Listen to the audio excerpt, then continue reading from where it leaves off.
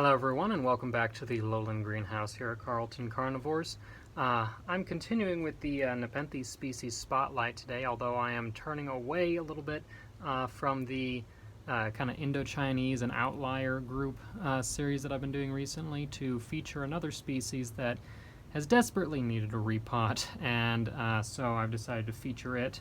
It is also one of the largest plants that I have in my greenhouse, so this is kind of a beast to actually try and film this plant in any sort of easy manner either.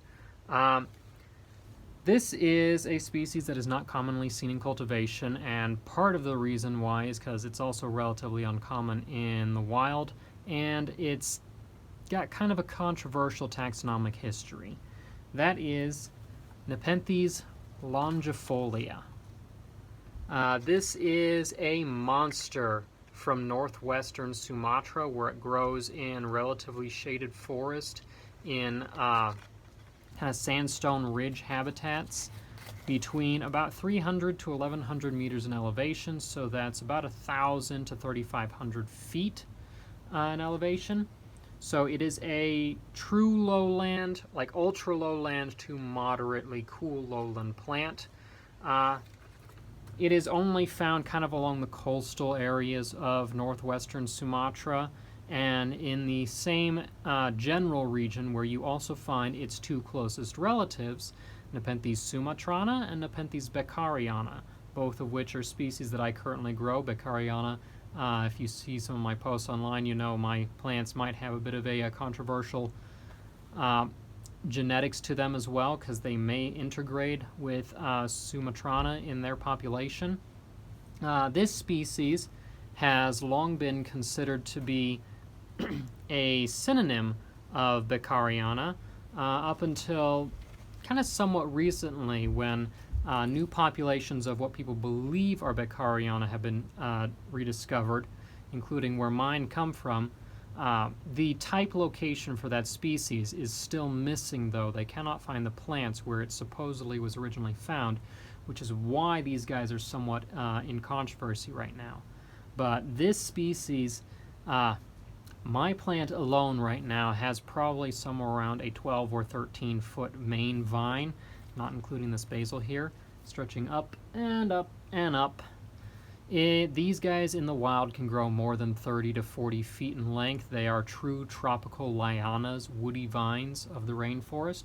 And again, they live kind of in a shaded environment, so they often produce very, very big, broad leaves. Not as big or as broad as their relative Beccariana, which is one of the distinguishing traits of this species from its relative. They have relatively slender leaves compared to their relatives, but fairly broad compared to some other Nepenthes. They are very glabrous plants. There is a very slight brownish indumentum that does run along the edge of the leaves and on newer leaves, sometimes the pitchers. The reason, though, why this is really named longifolia, my plant is not really showing this off right now, but the tendrils for this species, going from the tip of the lamina to the pitcher, can sometimes exceed more than 3.5 feet in length.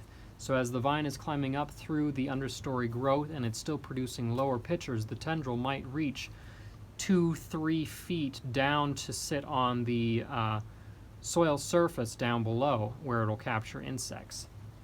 Now, the pitchers for this species are actually pretty distinctive compared to its closer relatives. Both Beccariana and Sumatrana produce much fatter and more round ovate lower pitchers, particularly when they're mature. When they're really young, it can be a little harder to distinguish. Longifolia tends to produce these kind of slender, very ovate, sometimes almost globose in the bottom half of the pitcher, but then it narrows into a hip and then is fairly thin and cylindrical above, up to where it reaches the mouth of the pitcher, which kind of slopes backward into a short neck, and it has a moderately thick but not really wide peristome. The whole of the lower pitchers is usually some very deep coloration. It does vary a little bit. Some plants can have almost entirely green pitchers, but a lot of them are anywhere from this rich orange to deep red or purple sometimes to black cherry coloration, and that's throughout the picture. Sometimes with darker blotches like mine does, and then a very dark peristome.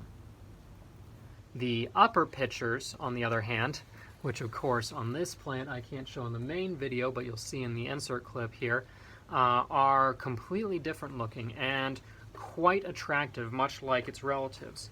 Now, of course, like Sumatrana, the lower pictures are very attractive because they're huge and they're fat and they're stripy and such, but the upper pictures for all three of these related species become very trumpet-shaped, very funnel-shaped.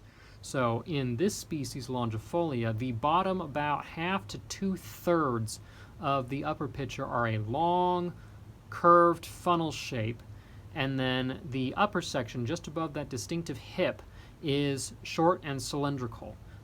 Compared to its relatives, Beccariana also does have a little bit of that cylindrical shape, but it's usually a little bit fatter. And again, the pictures tend to be larger overall in that species. Sumatrana has a completely infundibular or funnel-shaped upper picture. Similar coloration usually on the same plant between lowers and uppers. Uppers might be a little bit lighter. You can see in my particular plant it is a nice deep red color though, just like the lower pictures. So this species really is not common in cultivation. Again, partly because it's kind of controversial in the wild. People aren't entirely sure if it's truly synonymous with Beccariana or not, and the populations are rare. But also, like its relatives, this is sometimes a bit of a picky species in cultivation. Again, its natural habitat is semi-shaded, so this is not a species that likes really strong sunlight. Instead, it kind of does best in sort of a dappled shade area. The big basil that my plant is producing right now, that has all of these beautiful lower pictures on it that I can share right alongside the uppers, is actually growing, or up until repotting it, it's been growing completely underneath several other plants, so very, very shaded out from the lights, while the main vine has been kind of in a median area between lights, where it's been growing best. So it'll kind of angle towards a moderately bright environment. Now, for some conditions, some people's growing environments, that's good because then you don't have to buy really expensive lights to keep it happy. But then again, this is also a true cool lowland to ultra lowland plant, so it likes it warm and it likes it really humid. All right, temperatures should be above 70 degrees Fahrenheit all the time. During the daytime, those temperatures might push up to 90 plus degrees Fahrenheit in its natural environment, and it enjoys that in cultivation as well. During the summer here is when it is growing the fastest.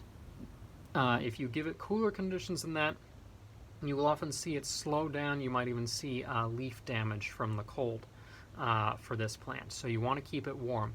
And then the humidity, preferably above 70-80%, even up to 90-95%.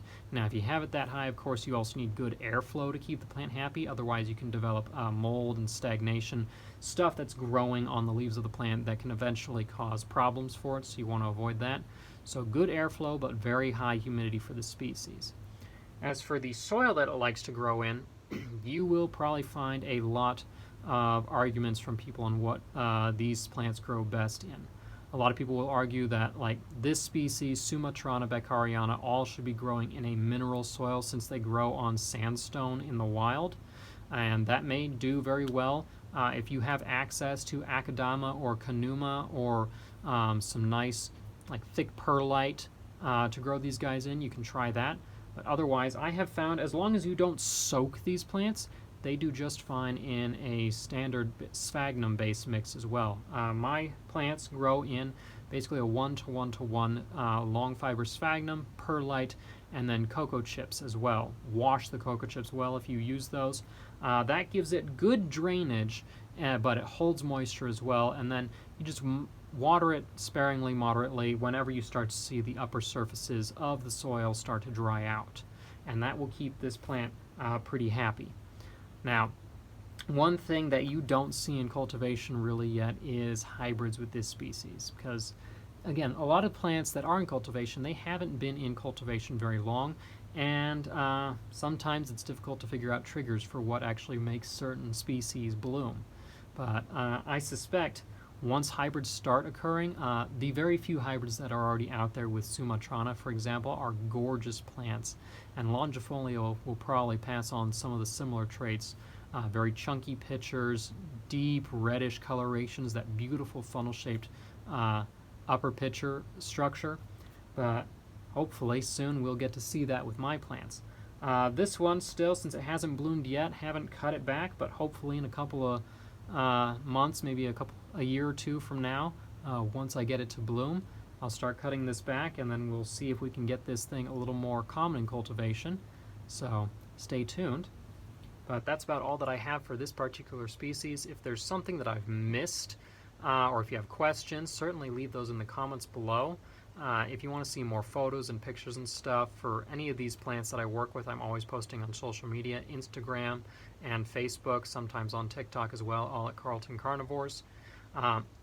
If you enjoy educational videos like this, make sure to subscribe to the channel, turn on the black bell so you don't miss anything, watch the videos all the way through, and then leave likes. Those watch hours are especially important for channel growth.